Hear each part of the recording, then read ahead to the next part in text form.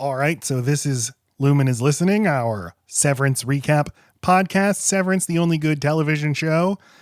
Everybody knows that. There's only one good TV show. You're hearing it more and more on the streets. You know the good TV show is on today? You're talking about Severance? Yes, you're hearing it. I'm Matt S. And I'm Laci R. I almost said Helly. I'm Helly. I'm Gabby. And I'm Dylan.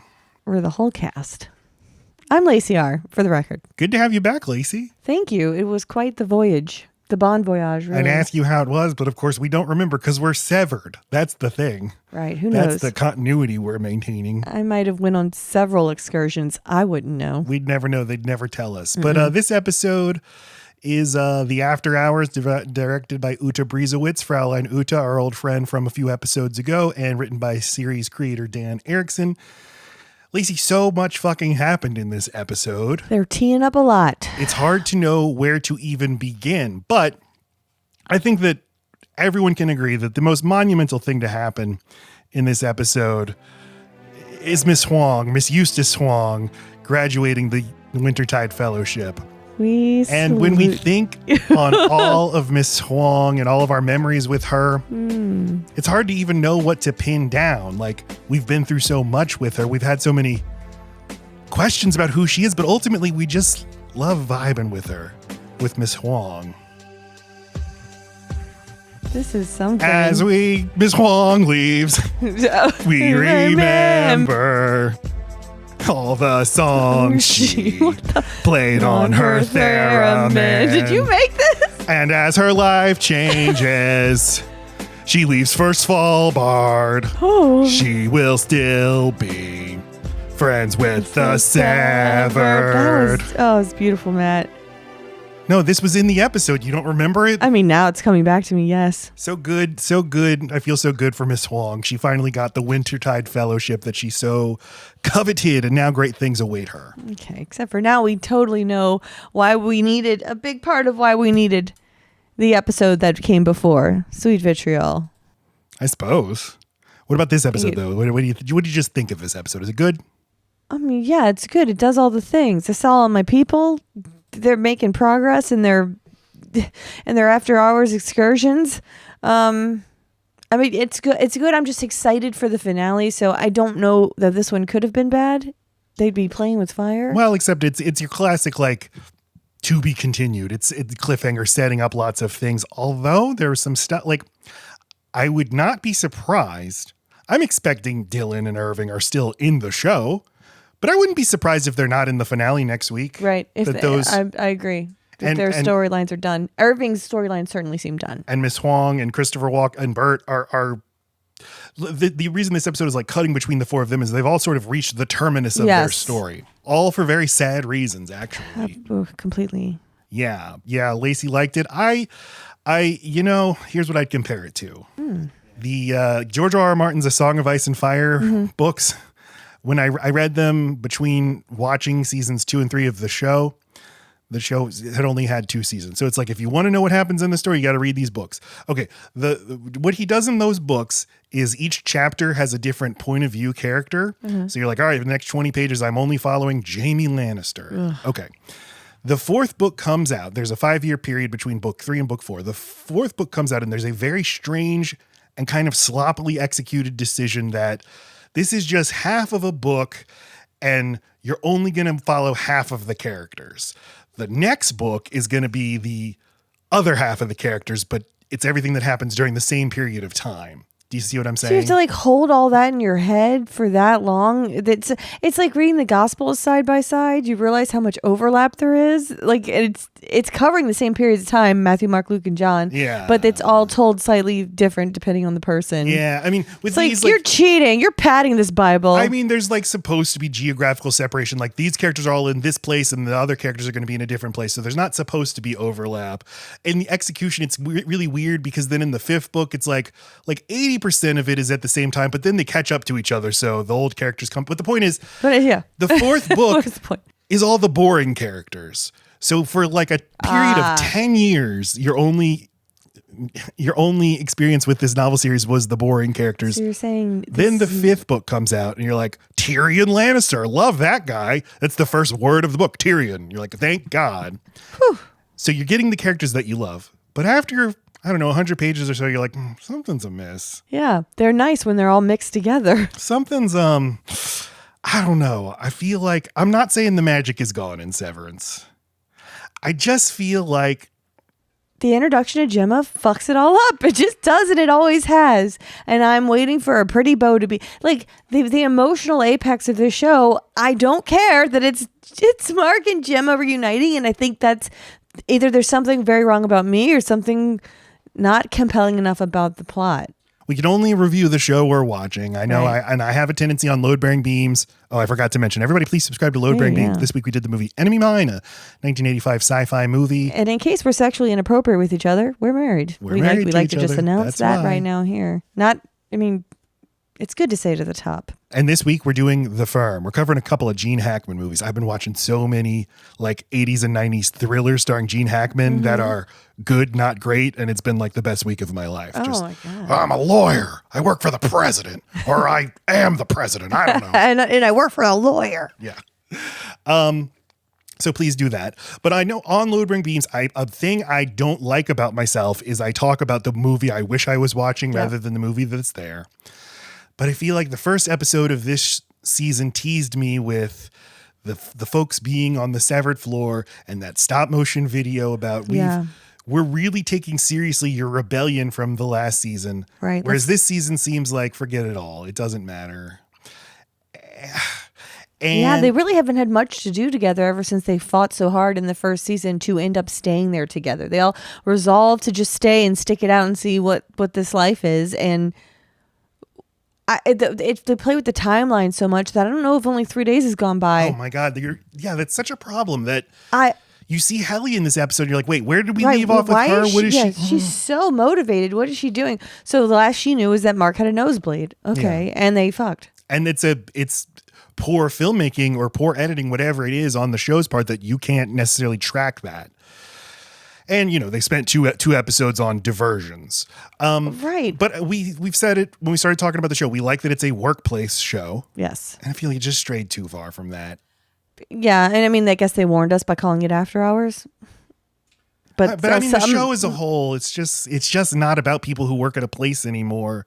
And I talked about it with our guest John last week, who subbed in for you, that I just prefer Lumen to be a normal evil company rather than a religious cultist crazy company, because that can do magic and Yes. that rules the world, rule the world in the way that actually happens. And let's deal with those things. I mean, elevate it a little bit, yes, but I don't need this crypt walking. That's not the crypt keeping father. You can always watch the show and be like, well, my company doesn't do that, so my company's good.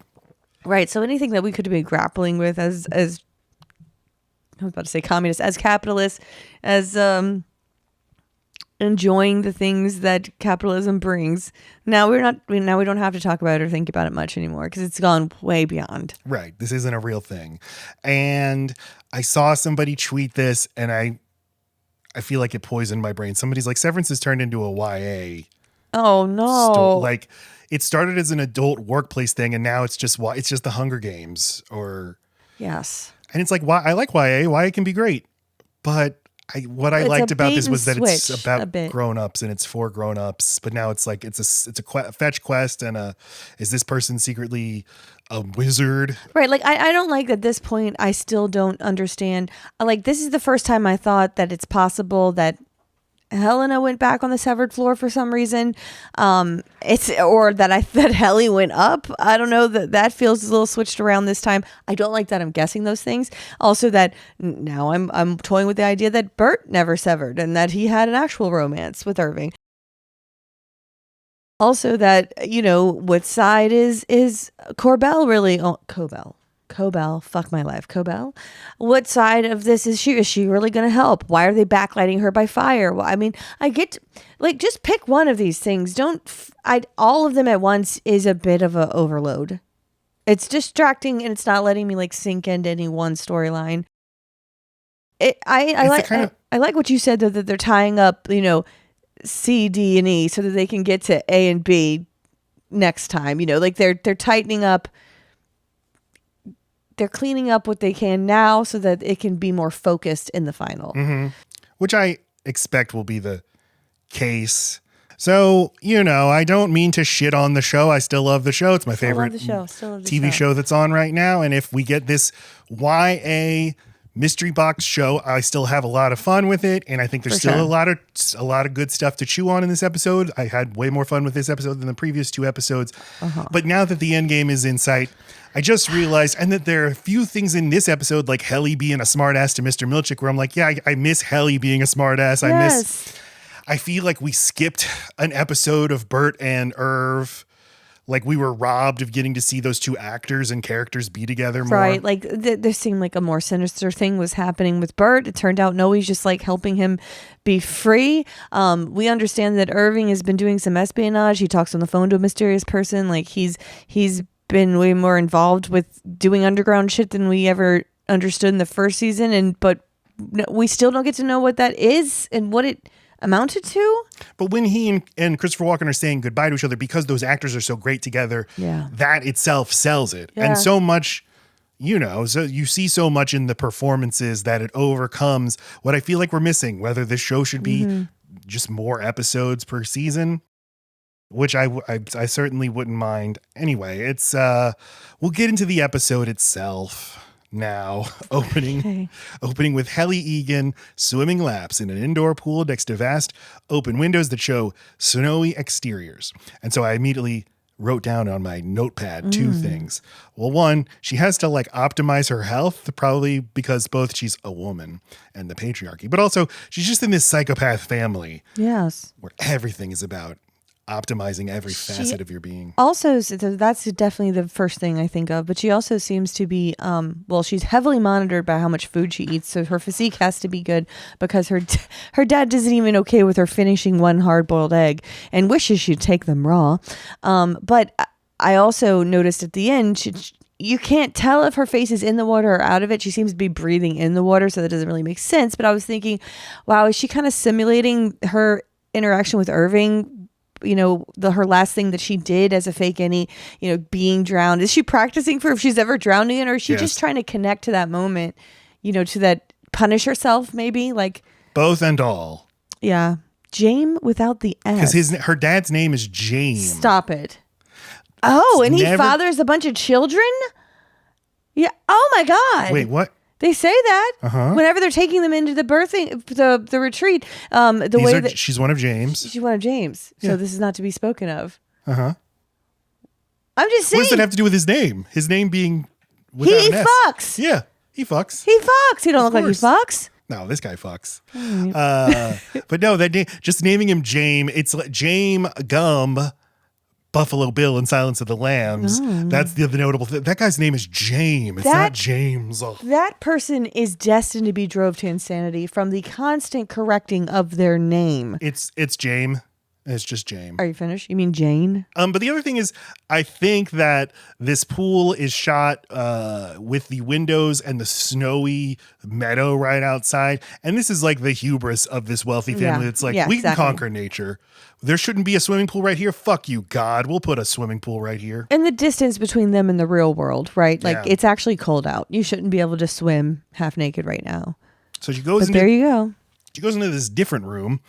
And this is the first time we've been in her home. Yeah. And she lives with her dad? All right. When your house is the size of a mall, I guess. Or it's like you're so rich, like the Roys on Succession. It's like, I don't have it. I just go from place to place. I don't know. I have a room everywhere. I don't know what to tell you. But she, father is father, a momentous day. And he's a momentous day. And I pointed out to you that his tone of voice is a lot like Harmony Cobel's. Yes. Knowing from the previous episode that Cobel was close with this man, maybe it's a conscious choice of Patricia Arquette to be like, my character would sort of emulate the way he's, not the vocabulary, but this is the gravitas. Yes. So, I mean, it does point to maybe her being like personally mentored by him for a spell. I mean, she had all the technology he wanted to use to. So I think, because she's more than once been surprised when he doesn't join for, some sort of meeting that they have to have. He won't be joining us. Like she seems to think she has a higher place in his heart than might be possible given the state of his heart. She's been sold something and it's not true. But I take this to be a ritual. You know, that's also the swimming, right? Yeah, this is definitely what Helena does every morning, swims in the pool, and then goes and eats sometimes with her father and sometimes just to be watched by her father. I mean, she is so heavily monitored and, as much as the people at Lumen. Won't you eat? I'll watch. Ugh. Yeah. I hate being watched while I eat. It's a big thing of mine. This is an intentional choice. I mean, there's fewer things more abusive than monitoring the way and what someone eats, especially your child. And she has one single hard-boiled egg, divides it into 6. No salt or pepper. Puts it perfectly like in a clock formation. Around the child's face, in the child being held down for whatever reason on the plate. And I mean, like, she has been taught to do it this way. And should she fuck up, she will be told. And she apparently executes it perfectly. And his response is, I wish you'd take them raw. Yeah, nothing else to criticize, so I'll just... Exactly. Move the goalpost. Mm-hmm. Yeah, she slices off the most minute portion of egg white. It is driving me fucking wild. I can't... I love a hard-boiled egg, but yeah, I would just like dump 4 of them into my mouth. The abuse to this egg, I could not stand. But I did love the bifurcation, or like the very effective shot of the splitting of the egg into so many pieces, the way that they do people's brains. I just think it's clever symbolism real quick, like, yes, I'm rich, therefore I can have multiple innies. I can have multiple pieces of this egg, but at the end of the day, I still feel empty. Doesn't matter how many pieces you get. It's all still the same piece of nothing, because that's not the point. Connection's the point. Growth. She tells her dad, we're seeing to Mr. Bailiff today, meaning Irving. Irving Bailiff. Oh, thank you. Okay, that aggravated me. And then, it's aggravating because that's the way the show operates. It's like, it's not a mystery that Irving is Bailiff, but it's not like it's hammered home. So you have to be like, who is she talking about? Wouldn't it be nice to know? Right, just say that. In the same way that Cobel goes to visit her sister, but the show won't tell you it's her sister directly. You have to do a little work, which is fine, but it's like, but is that what this show is? This would be more emotionally effective if I just knew it right away, knew the stakes right away. Yeah. And in response to that, he says, I wish you'd take them raw. But she heads over to the office. We get an aerial shot of what appears to be their mansion, and it's just this enormous building that looks like an office. So we go check in at the office. Mr. Milchick, we hear him say, unveil. And Miss Huang unveils a bust of one of the Egans. I don't know which fucking Egan, but... the hot one. This is the hot Egan. Eustace Huang. We find out her name is Eustace. Today marks the end of your Wintertide Fellowship. Congratulations. Your bed will be moved from your parents' home to the Gunnel Egan Empathy Center in Svalbard, where you will work to steward global reforms. Every word of that sentence is so evil sounding. Including your bed. Just give her a new one. No. There's something so mean about, no, I want it to smell like your house. I want it to feel like your bed. And I want you to wake up in this cold place where you know no one. And I want you to be tricked for just one moment when you open your eyes and then realize your family's gone. Could there be a more like modern fascist but coded in like sort of woke capitalism way phrase than empathy center to the empathy center? Right. Well, and this is what I was talking about where the previous episode adds so much gravity to this. I mean, you can just picture that this is just a little Cobel who was given this opportunity, brought somewhere way too young to like just, harvest her ideas. And then her reward is to get moved on to the next place. Like, make no roots. Don't keep your footing. Now, if she's literally going to Svalbard, if you don't know, and why would you? It's an island in the Arctic Ocean. Wow. It's a Norwegian. It's Norwegian territory, but it's basically one of the most remote places you can go in the world. Mm-hmm. But it's like one of the premier Arctic research sites. It's where also, you mine for empathy. Yes. I think I found some. But this is the first time you really feel something for Miss Huang. I mean, it is sad watching her break her toy. The one thing that she had that was somewhat childlike the entire time she's been here. And that this is why you don't outwardly show your interest and disinterest, because they will be exploited. Milchick noticed this toy once or twice, and so he took it. And it's an Egan toy. It's an Egan, right? But she found it. It was even probably put there just to fucking get her, And you're not now, allowed to look at your phone or whatever to kill time, so we just got to do something. Right. And the way he this is a sacrifice. A sacrifice. It's not enough that you're leaving your family. You need to leave anything that comforts you, or at least give away something important. Well, it's a material sacrifice to commemorate. You're doing it in celebration. I got it. And also, Milchick could just be making this up because he just, fuck you, Eustace. Well, but this is something that I was talking about with the whole, use the tools of manipulation and control that you're handed down. This whole Mark S could just as easily say to Laci R when she wakes up on that table, "Welcome to the Egan family. Welcome to the Lumen family," because he's been told that over and over again. And here you see Milchick 3 times, each more menacingly than the next, again. And then in the same episode, we see him being talked to by Mr. Drummond again. It's just cycles of abuse that are facilitated, a word that she uses later, just by the very structures of this company, so that Milchick might be a good person, Mr. Drummond might be a good person. It doesn't matter. You create these hierarchical relationships. Yes. They're naturally going to create abuses like this. We told you to do this thing. So if Eustace steps out of line and then I go back and look at the footage, look at your notes from that day, you didn't use the protocol. So it's like they're taught to be this distant, cold, controlling and taught from a very early age. I mean, imagine being her age or 8 or 9 or whatever. You're gonna be insane. So we check in with Dylan and his wife Gretchen. They're getting ready for their big day of whatever, not a big day, a normal day. Mm-hmm. And they chat about their various to-dos. And then the wife, Gretchen, is like, "By the way, I kissed your Innie. How do you feel about this? How you coming clean? Is it for her or for him? How do you feel about it? How do I feel about it? Should she have left it alone?" Well, as we see, it's the impetus for killing his Innie. Right. Although not in the way that, well, no, it's not, it's the impetus for the Innie killing himself. I'm sorry, unaliving himself. YouTube, we're monetized now.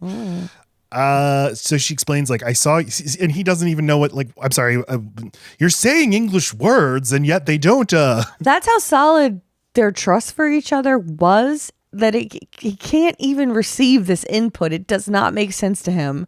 And so, it's heartbreaking. This is not something that would have never crossed his mind, that her vocabulary doesn't make sense. Well, right. And it's this sort of brand new metaphysical romantic problem that I never considered how I would feel if this had happened. But yeah, I saw your Innie again at Lumen, and right before I left, we ended up kissing for about a minute. So he tries to absorb it as he makes some sort of vegetable smoothie. It's a good little detail because, of course, Dylan, he's bought this blender. He's like, "This is going to be a big game changer for me, babe." Right. But then he just pours it all out in the sink. Done with the blender. Fuck smoothies. She's like, "I'm sorry," but he doesn't even know what to make. And she explains, "Well, you've been adrift. You know that. And he reminds me of how you used to be." That hurts, Gretchen. Ouch. That's not the thing. How about there's not a version of you I don't fall in love with? Hey, that's how you cheat with an Innie. He reminds me of how you used to be. So what if I did this to you? What would you say? I'd divorce you. Yeah. I'd kill both of you. Okay. I don't know what I would do. How would you sell it to him? You just said that. That's what I'd say. There's no universe. There's no multiverse. If I went into Doctor Strange's time tunnel, I'd stop at the first mat and suck his day. Yeah. YouTube. You would? Aww. But it's just I don't know. You've been adrift. These aren't good reasons, Gretch. They're not. Do but better. Hey, the Innie would also become adrift if he was pulled out here. Right. You're just getting a redo, but it'll be short-lived. I promise you. Right. It was just the wrong thing to do. She's right. She should have never come there.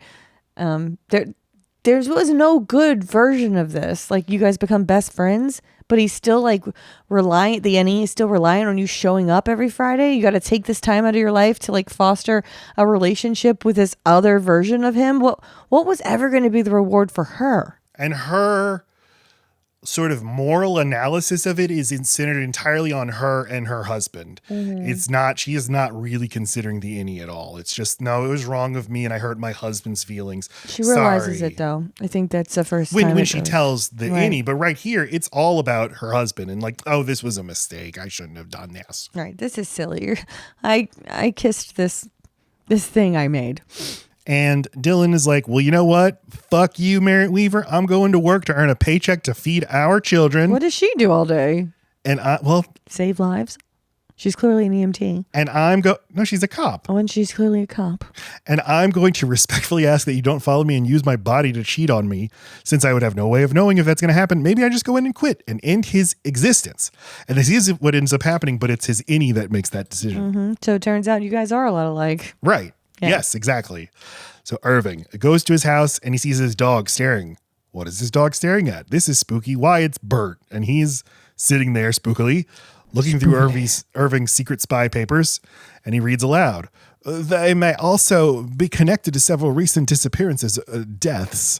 A Goodman, that's me, may have participated as a low-level Lumen enforcer or goon. Laci called that. Laci called that he would be a goon. I was totally wrong. I said that he invented Severance or whatever, and Laci got it right. Yeah, thanks. Yay. Yay. About fucking time. Yes.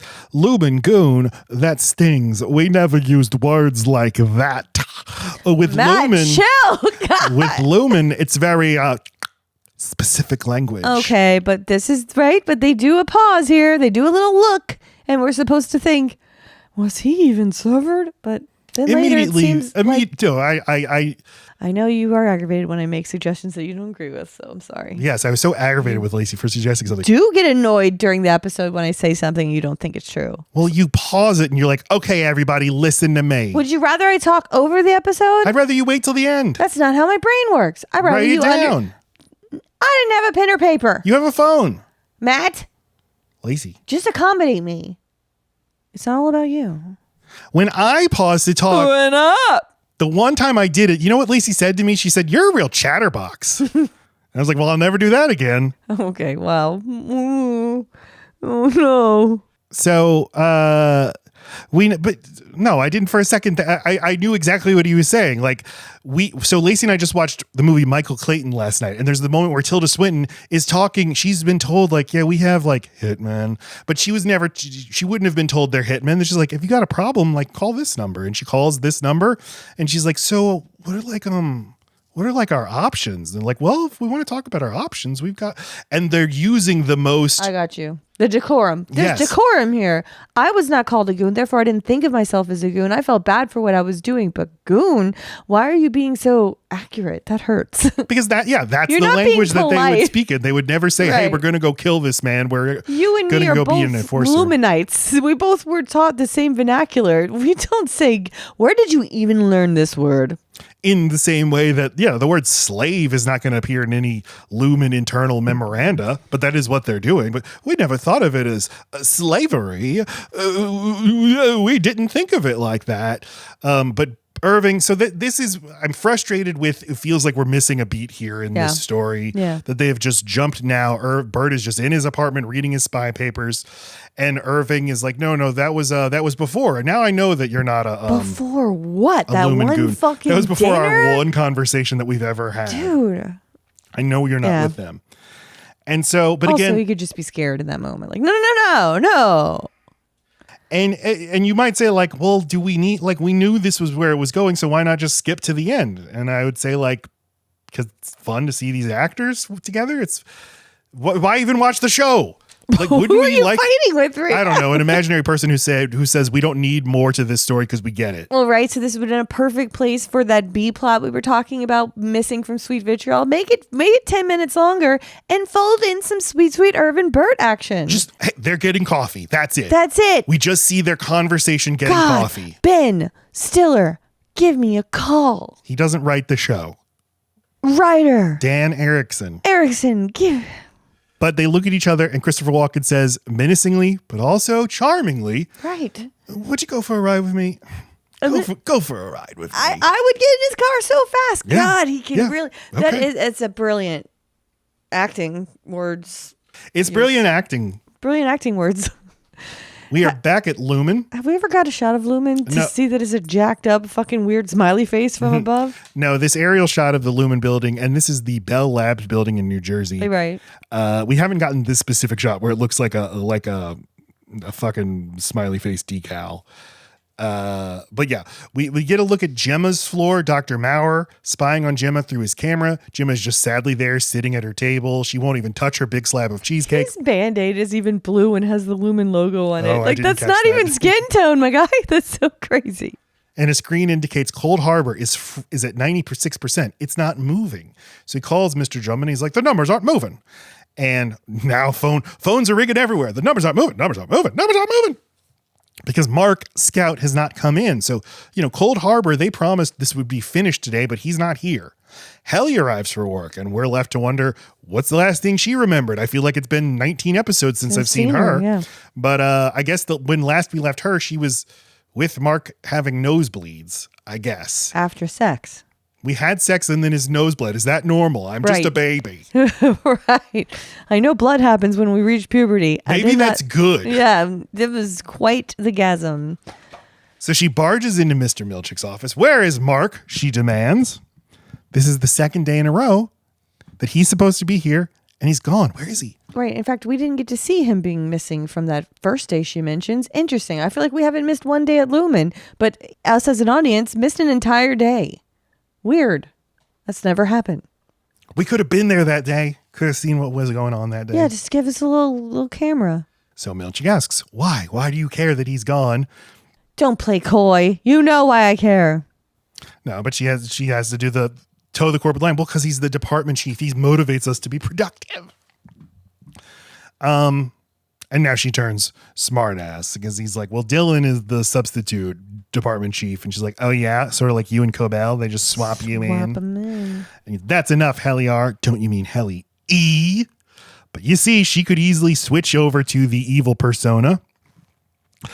And I mean, what's he going to do to her? He can't physically punish her. I mean, not to any great extent. I don't know. She's just kind of realizing her power. This whole episode is about people realizing their power.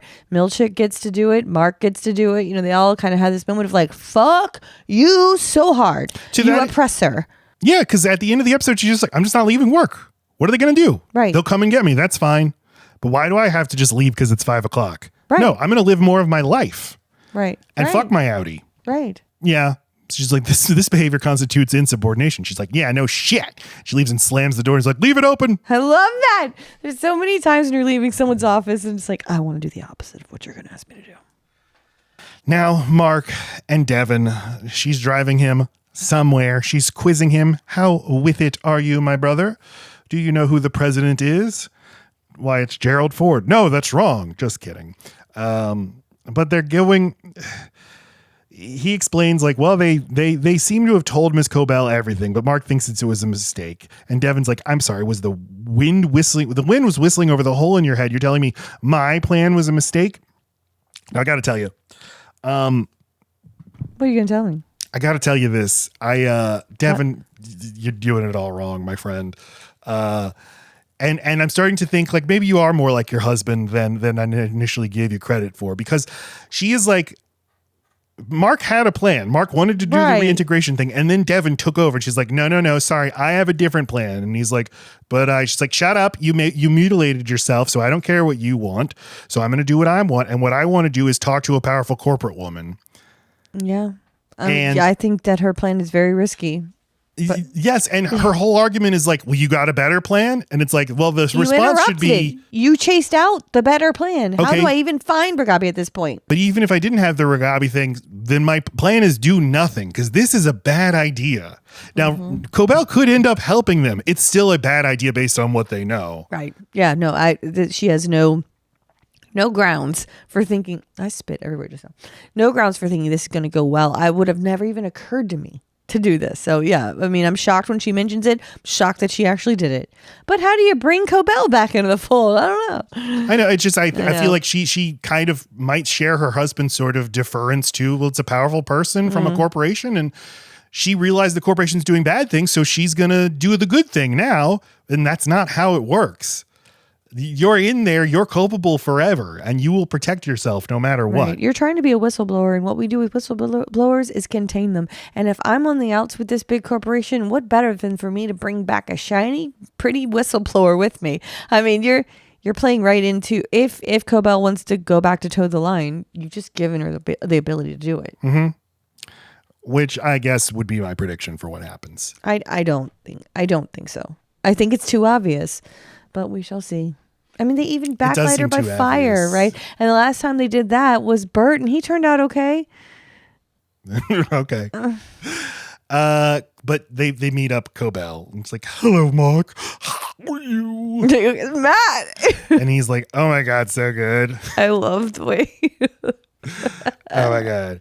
My wife's being held as a prisoner. And I just got brain surgery. How in my basement. We're allies now. There's no need to. But yeah, Devin's like, can we just get to my super awesome plan of going to the birthing retreat? And they're like, no, we have to wait till nightfall. But even then, it's perilous. And I love Adam Scott saying, oh, it's perilous. Okay. I mean, I think he plays this very believably. There's that you would constantly be fighting with yourselves, and you don't feel good. You just went through a whole lot of shit. You don't even know if you're ever going to feel good again. You're sick from the thing you've already done to your body, and your sister wants to take care of you. Like, okay, you're going to rebel against that, but also feel comforted. He's weak. Yes, and now she's making decisions, but I know they're probably wrong, but I don't have the wherewithal to fight them. Right, and I also like how invested she is. I'm alone without her, and I know that she wants what I want. I keep fighting with myself. I keep going with it, then fighting and going. I mean, it's like a child. It's just very believable. So who's watching her, baby? I was like, I keep wondering. I keep saying it in my head, and I'm like, don't do that. Don't do that. You're being sexist. Because if this was a husband going on a fetch quest, I would never once think who's watching your baby. Okay, fine. When you have a baby, it's like that's the only fact of your life that matters. Baby, sorry, baby. Cobel says, we assume your innie hasn't completed the file yet. And Mark's like, what file? Right. And she just stands there for 35 seconds. She's still just giving drip, drip, drip. Like, he doesn't know this, right? Unless she thinks Ragabi told him more than she did. It's just all like, just tell him. Cold. And if you've completed it, well. Bitch is dead. Well, what? Okay, okay. It's just he's talking for the audience. Yeah. But yeah, she's not giving you fucking shit. And Mark's like, no, I want to leave, but his sister's like, no, you're staying. And he's like, oh, fine, okay. All right. Fuck it. Let's just try. So Gretchen now visits her husband's innie, Dylan, at work. And she's like, hey, I told my husband that we kissed. She's like, was he glad for us? Oh no, quite the opposite. In fact, he was not happy. He says, well, he should be because I'm making you happy. And he's not. But she says, I can't see you anymore because he threatened to quit. She says. Sorry, she says, he threatened to quit. He still might quit. I don't know. But maybe if I tell him that this is over. And by the way, I see now that you are dying now that I've told you this information. And I'm so sorry. This is my fault. I never should have. Correct. Come here. Correct, and he says, Gretchen, my life started when you came here. You didn't need it. You just keep your life small. Well, no, he did need it. It's just he could have been very happy with the lady as a slave. Yes, no, with the lady that has all the goats. She's hot. Gwendolyn Christie, yeah, that's her. The big lady. As Give her a what's try. his name? Tormund Giantsbane says on Great Game of Thrones. And just like Gretchen, my life started when you came here. She's like, that's not true. You have so much going for you here. Right. Just some patronizing bullshit. Right. He's like, well, I have nothing else. I have this and I have fucking pencil erasers. And then he gets down on one knee and he takes out this cardboard ring that he made. Gretchen G. Again, I just love that they call her Gretchen G. Mm-hmm. I love you. I know I'm just an innie, but I love you all the way. Gretchen, I made this for you. I can give you a life, please. And she cries and Merritt Weaver's always whispering, I'm so sorry. Okay. And we just saw her in Michael Clayton as well. We did. And Zach Cherry, I love when he screams in the high-pitched voice. Yes, because it's just very... Gretchen! I know, because it's like, you don't know what's going to come out when you're really sad or just when you're really real. can't control those things. She leaves him. He's all alone in this room with the wall full of the pictures of his Outie with Gretchen, just taunting him. But then what could have been a sweet scene of Helly trying to make him feel better, giving him some realistic options, not just like, hey, your heart will heal. It's like, no, you really could meet someone down here. I mean, she's selling him what she's already bought, but he immediately is like, just fuck you. I don't. But the show is sort of teasing you of like, okay, fuck this. We're getting back to the mission. We're living for each other. Right. We're in this together. And the show does tease you because you see Helly going off to the break room to get the secret instructions to the dark elevator. Meanwhile, you see Dylan walking along. He's like, fuck this place. And you really think it's building to, okay, no, he's going to go meet her up and say, let's do it. It's the moment from the first season. Let's burn this place to the ground. Right. Instead, she goes to Mr. Milchick and is like, I voluntarily resign. But before that, they have the sweet moment with Helly where she says she's not your wife because no one who loves somebody would treat them the way that she's treating you. Like all the Outies treat us, like everything's for them. And he's like, well, there's nothing to do about it. We're stuck down here with no lives and no family. And she says, well, Irving was your family and he left you instructions. Find that dark elevator. He thought it was more important, but they convinced you to turn your back on him for a woman you don't even know. So Helly goes to the break room to get the instructions that Irving left that lead to the exports hall. And maybe we didn't notice in an earlier episode that this hang in there poster is of Dylan. I certainly did not. But it's great. And it falls into the thing of like, we're just taking your act of rebellion and incorporating it into it. That was so cute when you did that. The monumental thing, the biggest thing you've ever done in your life. Look, it's funny. It's kitschy. Look at you. Precious. We turned it into a bullshit slogan. Yeah. Dylan goes to see Mr. Milchick, fills out a resignation form. I never noticed guilt on there before. There's different reasons to check off on the resignation request, and he checks off all of them: anger, fatigue, loneliness, shame, annoyance, guilt. Annoyances is one of the yes. reason. Is this one of those things that was only implemented recently because of the reforms? No, this is something that Helly fills out in the first episode. She does? Yeah, and then just keeps putting them in, and they're supposed to go to the Outie. The Outie's then supposed to read it and decide, and because it seemed like pretty final when he's going to get in the elevator that this is it. It's final that he gets to try. Yeah, he gets to sit there and think about what he's done and leave, and maybe he'll just pop right back in the next day and feel even more dejected. Okay. Yeah. Oh. But Mr. Milchick is like, I hope you know that this is very disappointing and reeks of ingratitude. Oh, your turtleneck's too tight today, Milchick. But I'll need your key card. And he reaches out his hand and Dylan just drops it on the desk. I love. Please report to the elevator and wait. And as he leaves, Miss Huang is like, I'm sorry, Dylan G. I should have facilitated better. I think that she means it. And absolutely. I think all of a sudden that now that she's been, it's just been dropped on her that you're not going to see your parents again. You're not going to see your classmates again. You're going straight to the other thing, the thing you wanted. Like her actions have big consequences and she just made an innie want to kill themselves. Exactly. And she's going to the empathy thing. It's the best moment for her. It's my favorite moment for her in the show. Yeah. But she is so poisoned by this place that the only language she even has to describe it is, I should have facilitated better. Right. Facilitate is such a good weasel word. Laci and I both write marketing copy. It's just, it means nothing, but people like to hear it. What I do is I facilitate. I should have facilitated better. And he's like, it's not your fault. No. He's not your fault. No, he's really kind to her. And he acknowledges that that's a child. And he says the best thing he could have said. He knows what she's saying is, I'm sorry I'm making you kill yourself. And he's saying, I'm not killing myself because of you. Yeah. Like, there's no reason for him to go out and keep that on her. She's a fucking you're right. kid. Yes, that was very, very kind of him. He was being fatherly, the thing that he yearns for. Because that's what he is inherently, even if he doesn't know he doesn't know. Right. He's an asshole. He's always going to be in love with Gretchen. He's a dad. He's all those things, even if he doesn't get to feel it for real. And if he feels like not enough validation from being good at that he needs to go find other things to define himself. But actually what you are is you're a father, and you're probably a pretty okay father. Yeah. So Mr. Milchick goes out to talk to Mr. Drummond, who reprimands him. It's your fault Mark isn't here. This was supposed to be Lumen's finest day. Doesn't make sense at all. How could he at all be responsible for whatever the fuck it is Outie Mark feels? It's been the whole thing, though, with Milchick, as we've seen, is we give you a set of things. We give you procedures to follow that can't work, and then you're not going to make them work, and then we're going to reprimand you for them and punish you for them.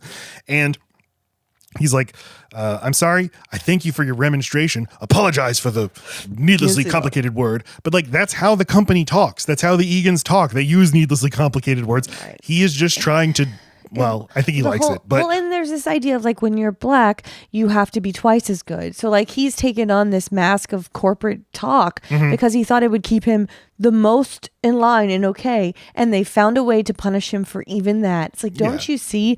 I did this for you guys. And now that's what's wrong with me. I'm never going to be just right. Am I? Yeah. Your personality mirroring too much. Stop it. But yes. And him being black, I think is definitely a part of it. So he's like, apologize for the word. I apologize. Shorter.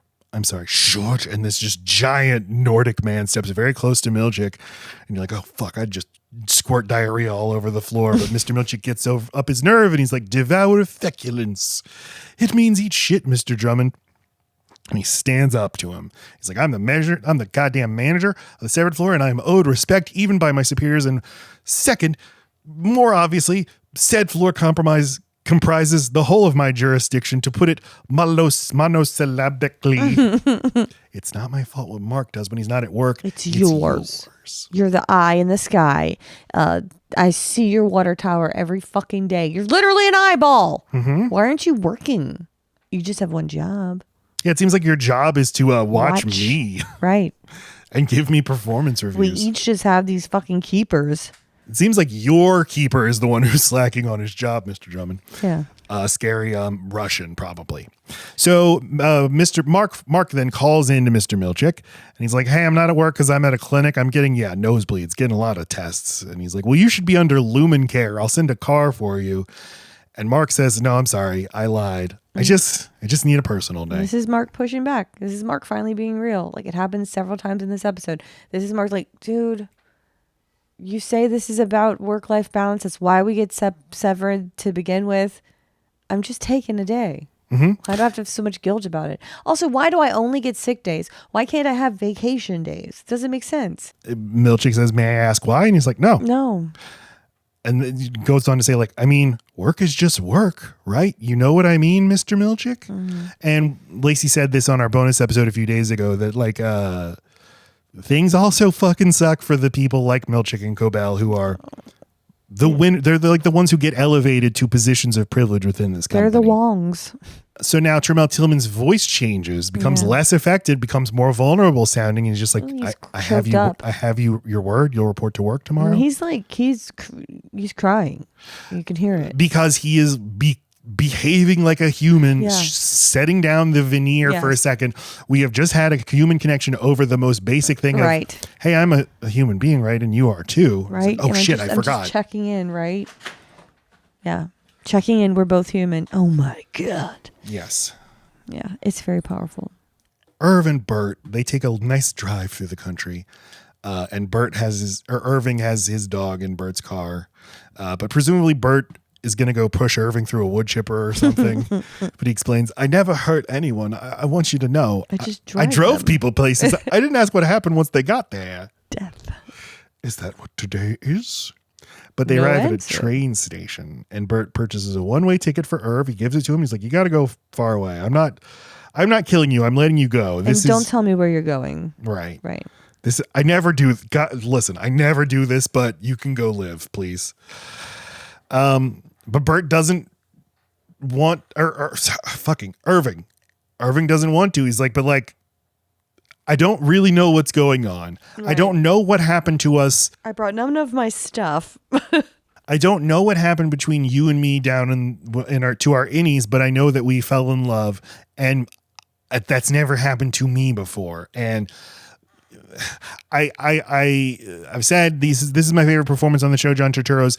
It's all in his face and in the way he delivers these lines that I think communicate so much about the character that you don't need an episode that just follows him to understand his entire backstory of whether he's been closeted his whole life or he was in the military, probably had a really hard ass father. Exactly. It's all there. But in saying I've never really had like love reciprocated back to me. Right. Like, so then you can also apply it to parents too. I've never really been loved, really. And it's like, ouch. And I know that it happened somewhere and that's moving enough for me.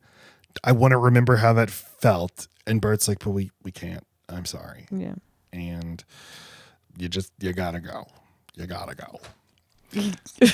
Yeah, buddy, you gotta get out of here. Buddy. It seems like they're about to kiss, but they don't, because Christopher Walken's just like, we can't. They shake hands and part. And I was worried that Irv wasn't taking his dog, but he is. Why would you be? Because they don't show the dog in this part, but then once he walks away, the dog is with him. That you have to sit. It's just like the bear in fucking AI. Like, without the dog, it's too sad. You can't send the kid alone in the woods and AI or artificial intelligence without the fucking artificial intelligent bear. Maybe they don't allow dogs on this train. I don't know. They got to. I'm just saying, they got him without the dog, and we're all crying. Jane without the S. Back on the severed floor, Dylan is waiting for the elevator to take him to death. Now is where we cut between these four, right? Yeah, we have Dylan, we have Miss Huang, we have Bert, we have Irv. Dylan waiting for the elevator that will take him presumably to his death if all goes according to his plan. Miss Huang waiting for the bus that's going to take her to the Arctic Circle. Right. Sadly leaving behind her childhood like Charles Foster Kane, who just gets adopted by a bank when he's 8 years old. Charles, you're going to go live with this nice man now. Kane, James. There you go. Just saying. Irving and his dog on the train, taking them out of this life, and Bert just waiting at this train station, waiting for his fate. Am I going to be killed? Am I not? But he kind of smiles, just, Irving. He smiles twice. It's very reassuring. And Irving smiles on the train. I'm saying Irving Bert smiles twice. It's very reassuring. Yeah. Elevator arrives for Dylan. The bus arrives for Huang. Irving's train pulls away. The elevator dings. Dylan is dead, maybe. And then the train, we see it going through the middle of the frame, severing the two halves of the frame, which then morphs into the exports hallway. Then we are with Helly, and she is just staying at work past the time she was supposed to leave. It's funny that it never occurred to me, like, hey, why don't you just stay? See what happens if that happens. Well, because your Audie's going to then like look at the tape. Be like, what were you doing? I was sitting at my desk doing nothing. I mean, I guess if that's your plan, you want to do that. Yeah. But it just seems like if you're trying to go on a mission, probably don't do it after hours. That's not what she's doing. But she is like. Yeah, she's memorizing Irving's instructions, which I just have a panic attack thinking about this. Right, left, down, up, start. Couldn't do it. But a figure appears in the background. We don't know who it is at first. Helly is, the way the shot is composed, Helly is in the foreground. This dark figure appears in silhouette in the background, and then the focus shifts in the shot. And the way that just the focus shifts, it's so cool the way it does it. It's her dad, James Egan, and his head inflates like a balloon in the frame. Just as a trick of the camera, like the opening of the show. Right, exactly. It's really cool. And he's like, you tricked me, my Helly. This goblin man says to her. And then you're like, I'm sorry, sir, you have a Helly? Why? Why do you have a Helly? There's no way you ever called Helena Helly. Have you been like, what the fuck does that mean? Also, why do you look and sound like that? Are you okay? Why are you down here, sir? And she says, what the fuck? Right, yeah, but she's... Jason Voorhees is here. And we're getting near the end. Mark is arriving at the birthing cabin. Cobel says to the security guard at the birthing retreat that she's bringing in one of James. No one's to know. So James Egan has enough people that he impregnates. Not just affairs, but he's impregnating these women. And he's making them go to term? Like, these aren't abortions? So that's religious. Mm-hmm. And those kids just go straight to the fucking factory. They get... I mean, of course those are workers. They're adopted by the corporation. Yeah, maybe that's what Mr. Drummond is. That's why he called him father. But he's a bastard. 100%. But then they exchange some annoying code words and they get let in. And the score right here is getting a little Trent Reznor-y, and I'm starting to get a little pumped. Like some bass drum is having... We're gonna do some business. We zoom into Mark like riding in the bed of the truck, and then it blips, and suddenly he has switched into his innie in the cabin, and he sees his Outie's sister. He is confused. Last time I saw you was in your house or whatever, and I shouted, "She's alive!" And now, what the fuck is going on? She's like, "Everything's so super okay, buddy." So say something downstairs. What are you doing, Would you Devin? Would you come take a walk with me? I have someone you're really gonna want to see. Say who it is. This is like such a stupid way to do it. I don't fucking get it. It's Miss Cobel, your arch enemy. She just wants to talk. This is when I was like, fuck you, Devin. I'm growing more and more displeased with you. Devin, I'm displeased. Do you remember the last thing you said to me? Mark Why is this a game? She's alive. The last shot of the episode is Miss Cobel's face in front of the hellfire, and the score is just going nuts. Mm-hmm. Evil, evil, this woman is evil. Right. That's the end of the episode. Yeah. Well, the after hours. Why is it called the after hours? Because it's what we do outside of work that really matters, Matt. That's who we really are. I don't know. Also, we're just having fun. We're just getting some brewskis with the friends. That's what it's really about. What's your letter grade for this episode and your final thoughts? B+. And I think it perfectly teed up a bunch of stuff. It was a great relief from the last two. I appreciated it while I was watching it. I appreciated it when it was over. It wasn't like the other two where I was like, come on, tell me something I want to know. So, but this one might have been a bit of drinking from a fire hose. It kind of told me all the things. And it all just felt like a bunch of like, this will make sense later. It's information delivered to you. It's the fucking, what do they call it? A cipher. When you get the key that you can use to translate the decoder pieces ring? of a, yeah. Mm-hmm. And it'll all make sense maybe. But that being said, you get the moments that I come to the show for, like between Bert and Irving at the train station, and those two actors who are so wonderful together. And Helena and her dad. I love all those moments. Anytime he that fucking freaks around, I'm like, what's gonna happen? Yeah, I like that fucking freak too. Inbred ass. And watch your brother jerk off in the woods. You fucking crazy. I know this on him. That was Kier, yes. But I realized it's not all that they're old. They're all doing it. Now they're just doing it because it's in the book. That's all. It's the year. It's the year where you jack off, brother. I'll be behind you in the willow tree. I don't know what are in forests. With Kier and his brother, I realized after we had our conversation that it's kind of like the Harmony and Sissy. One is like, life's about having fun and fucking snorting ether or whatever. And the other brother's like, no, it's time to buckle up and do our studies and go work in the mill. Yep. That's Kier and his brother, fucking Dieter or whatever his brother's name was. Dieter. Let's go frolic in the meadows. Yay. I give this episode a B-. I, like I said, I come to the show for the actors and for the cool political commentary and the mind-bending sci-fi, and I get a healthy dose of it in this episode, but just leaves me feeling a little mournful for the show that I loved, where it was more because centered. We know it's over now. You know, there's only one more, and even if they do it perfectly at the end, it's still over. And that it is becoming like, if there is a season 3, where do we go from here? Of course, there'll be a season 3. They're just going to be fucking fire hosing mysteries at us. Ugh, I'm already bored. And the next episode is called Cold Harbor. We'll finally find out what is Cold Harbor. Bet it's fucked up. I don't think it could be one fucking thing where I'd be like, that was worth it. I can't imagine. So dazzle me, fuckers. Dazzle us. And in case we don't see you. So this has been Lumen is Listening, our Severance recap podcast. Feel like we were very spicy this episode. So spicy. I think we're just getting tired and we just want to know what's going on. We were also sad to know what's going on because then it's over. We've got senioritis. We do kind of have senioritis. Yeah, we're detaching. We've got one foot out because we have to to leave it before it leaves us. Let me know if you'd like this though, and I'm springing this idea on Laci. Spring it. That I think even after the final episode recap, we will have kind of like a season-long recap. So I figured we would. Episode, and maybe people wouldn't be into this, but if we could do like a standalone episode or handful of episodes that are like the Severance and this specific theme, Severance and cult, Severance and corporation, Severance and marketing, I don't know. Mm-hmm. Would that be interesting to people? to really, really like dig into some I'm of the not one to themes. speak for everyone, except for that I do it a lot. So I'd say yes. All right. I mean, only one way to find out. Check out Load Bearing Beams. Again, we are covering The Firm on the main feed in 6 days or 5 days when this comes out. On our Patreon, we'll be covering the Royal Tenenbaums this month. Plus, I think we're doing an episode of Black Mirror Nosedive with Bryce Dallas Howard, where everybody gets a rating based on their social cred. And don't know when those come out. Our Patreon episodes, we don't have set release dates for them, but you can get 2 bonus episodes a month for $5 a month. It's a fucking deal. It is a deal. I'm done. Goodbye, everybody. Thank you. Well, Love you. Why don't you let me do my outro anymore? Go ahead.